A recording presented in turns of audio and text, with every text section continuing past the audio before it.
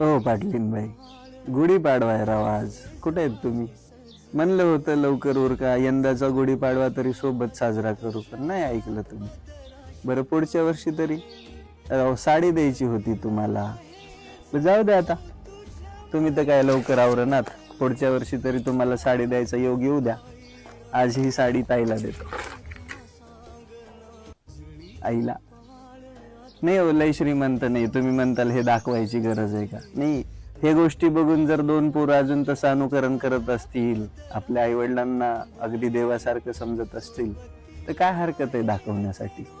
ही खूप महागाची किंवा खूप मोठी गोष्ट नाहीये, पण ही कृती खूप अनमोल आहे म्हणून तुम्हाला दाखवायची आहे. बघूया ताईची काय रिॲक्शन आहे.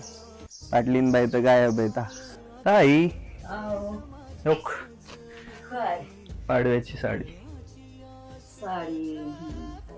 चांगली का? मग एखादी चांगली रिॲक्शन देखील का? बघितलं आमचं घर वरीपत्र आहेत. हा, लय श्रीमंत नाही, मनाची श्रीमंती जपायची. ताईच्या चेहऱ्यावरचा आनंद जो कमावलाय ती आपली कमाई. चांगलं वाटलं? झालं, हे गावाकडची माणसं अशीच असते. लय एक्सप्रेशन्स नसतात, समजून जायचं.